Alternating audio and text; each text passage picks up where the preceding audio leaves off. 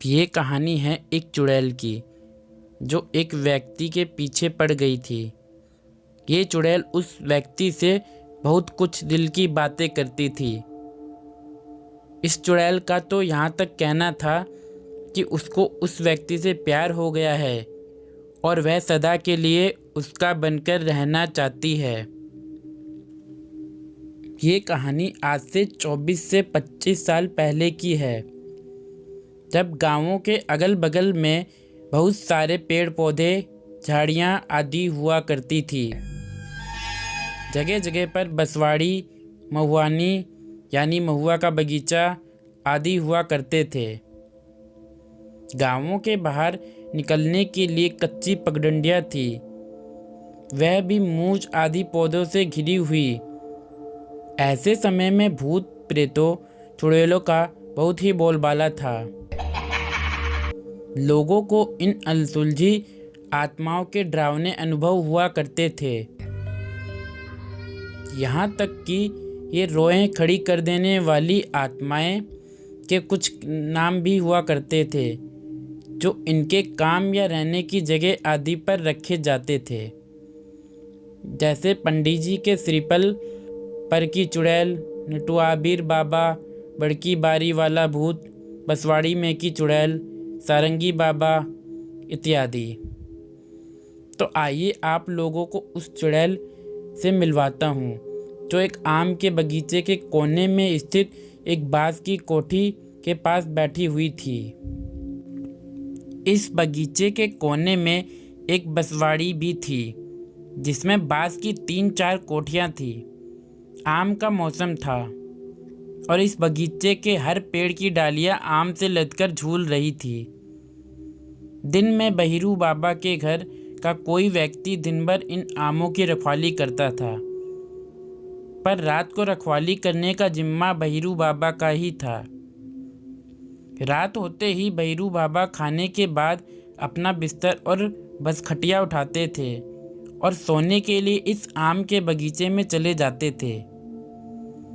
एक रात बहिरू बाबा बगीचे में अपनी बसखटिया पर सोए हुए थे, तभी उनको बसवाड़ी के तरफ कुछ आहट सुनाई दी।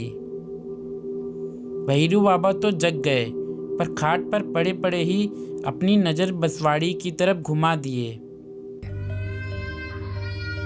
उनको बसवाड़ी के कुछ बांस हिलते हुए नजर आ रहे थे, पर हवा ना बहने की वजह से उनको लगा कि कोई जानवर बांसों में घुसकर अपने शरीर को रगड़ रहा होगा और शायद इसकी वजह से ये बांस हिल रहे हैं। इसके बाद बहिरू बाबा उठकर खाट पर ही बैठ गए और अपनी लाठी संभाल लिए। अभी बहिरू बाबा कुछ बोले, इसके पहले ही उन्हें बसवाड़ी में से एक औरत निकलती हुई दिखाई दी। उस औरत को देखते ही बहिरू बाबा की सांसें तेज हो गई और वे सोचने लगे कि इतनी रात को कोई औरत इस बसवाड़ी में क्या कर रही है। जरूर कुछ गड़बड़ है। अभी वे कुछ सोच ही रहे थे कि औरत उनके पास आकर कुछ दूर पर खड़ी हो गई। बहिरू बाबा तो हक्का बक्का थे,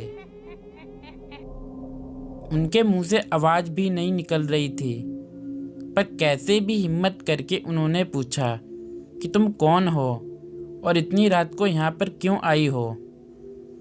बहिरू बाबा की बात सुनकर वह औरत बहुत जोर से डरावनी हंसी हंसी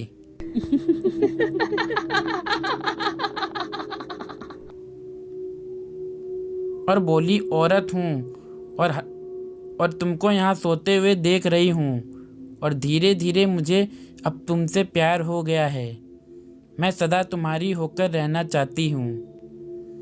बहिरू बाबा को अब ये समझते देर नहीं लगी कि यह तो वही चुड़ैल है जिसके बारे में लोग बताते हैं कि इस बगीचे में बहुत साल पहले घुमक्कड़ मदारी परिवार आकर लगभग 3-4 महीने रहा था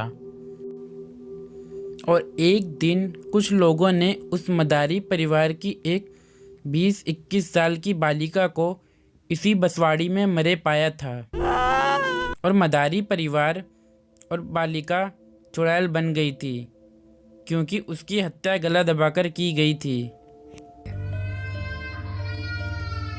बहिरू बाबा अब धीरे धीरे अपने डर पर काबू पा चुके थे और उस चुड़ैल से बोले कि तुम ठहरी मरी हुई आत्मा और मैं जीता जागता, तो तुम बताओ मैं तुमको कैसे अपना सकता हूँ। बहिरू बाबा की बात सुनकर चुड़ैल थोड़ा गुस्से में बोली कि मैं कुछ नहीं जानती, अगर तुम मुझे ठुकराओगे तो मैं तुम्हें मार डालूंगी, तुम्हें हर हालत में मुझे अपनाना ही होगा।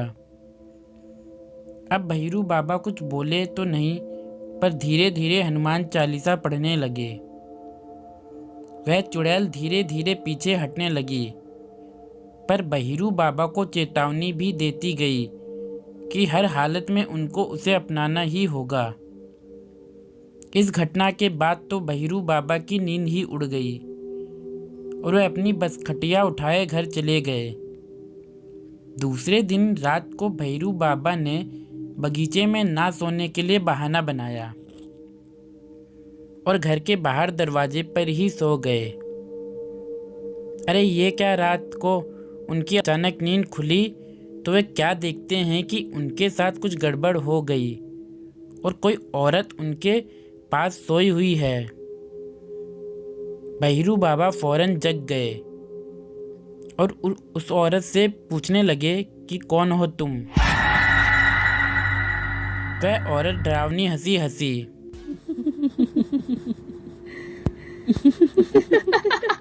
और बोली कि रात वाली ही हूँ, तुम मुझसे पीछा नहीं छुड़ा सकते, और हाँ, अब तो तूने मुझे अपना भी लिया है।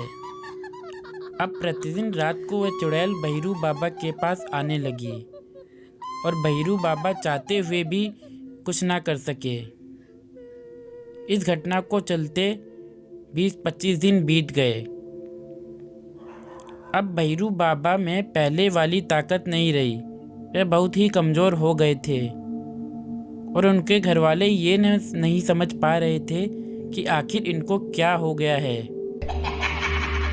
एक हट्टा कट्टा आदमी इतना कमज़ोर कैसे हो गया। घर वालों ने बहिरू बाबा से बहुत बार पूछा कि उन्हें क्या हो गया है, पर वे लोक लाज के डर से कुछ नहीं बताते थे। कई डॉक्टरों को दिखाया गया, पर बहिरू बाबा की हालत में कोई सुधार नजर नहीं आया।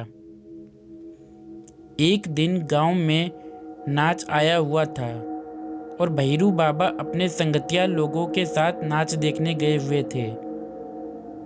जहाँ नाच हो रहा था वहाँ पान की दुकान भी लगी हुई थी। बहिरू बाबा ने वहाँ से पान लगवाकर एक बीड़ा खा लिया और पान वाले से 2 बीड़ा लगाकर बांधकर देने के लिए कहा। पान वाले ने 2 बीड़ा पान कागज में लपेटकर बहिरू बाबा को दे दिया। नाच देखने के बाद बहिरू बाबा घर आए और सोने से पहले एक बीड़ा पान निकालकर खाए और बाकी एक बीड़े को वैसे ही लपेटकर पॉकेट में रख लिए। उस रात बहिरू बाबा के साथ एक चमत्कार हुआ और ये चमत्कार यह था कि वह चुड़ैल उनके पास नहीं आई। तो वे बहिरू बाबा जगे तो बहुत खुश हुए थे। उनको लग रहा था कि पान लेकर सोने की वजह से वह चुड़ैल उनके पास नहीं आई। उन्होंने अपने पास रखे उस दूसरे बीड़ा पान को खाया नहीं और दूसरी रात उसको पॉकेट में रखकर सो गए। उस रात वह चुड़ैल तो आई, पर इनके खाट से कुछ दूरी पर खड़ी होकर चिल्लाने लगी। भैरू बाबा की नींद खुल गई और वे उठकर बैठ गए। उस चुड़ैल ने गुस्से में कहा कि तुम्हारे पैकेट में जो पान लपेटा कागज है उसको निकालकर फेंक दो, पर ऐसा करने से भैरू बाबा ने मना कर दिया। लाख कोशिशों के बाद भी जब वह चुड़ैल अपने मकसद में कामयाब नहीं हुई तो रोते हुए उस बांसवाड़ी की ओर चली गई। अब भैरू बाबा को नींद नहीं आई। वह फौरन बैटरी टॉर्च जलाकर पान लपेटे उस कागज़ को देखने लगे। उनको ये देखकर बहुत विस्मय हुआ कि पान जिस कागज़ में लपेटा था वह कागज़ किसी अखबार का भाग था और उसमें हनुमान यंत्र बना हुआ था। अब भैरू बाबा समझ चुके थे कि पान की वजह से नहीं अपितु हनुमान जी की वजह से उन्हें इस दुष्ट चुड़ैल से पीछा छूट गया था। दूसरे दिन नहा धोकर भैरू बाबा मंदिर गए और वहाँ से एक हनुमान का लॉकेट खरीदकर गले में धारण कर लिए। और इतना ही नहीं, अब रात को सोते समय वे हमेशा हनुमान चालीसा का पाठ करते और हनुमान चालीसा को सिर के पास रखकर ही सोते। अब भैरू बाबा फिर से भले चंगे हो गए थे और अब आम के बगीचे में सोना भी शुरू कर दिए थे। हाँ, पर वे जब भी अकेले सुनसान में उस बसवड़ी की तरफ जाते थे उस चुड़ैल को रोता हुआ पाते थे। वह चुड़ैल भैरू बाबा से अपने प्यार की भीख मांगते हुए गिड़गिड़ाती रहती थी। तो दोस्तों, आपको इस घटना के बारे में क्या लगता है? हमें कमेंट बॉक्स में अपनी राय ज़रूर बताएं। और अगर आपके साथ भी कोई ऐसी घटना घटी है तो आप हमें अपनी कहानी हमारे व्हाट्सएप नंबर पर भेज सकते हैं।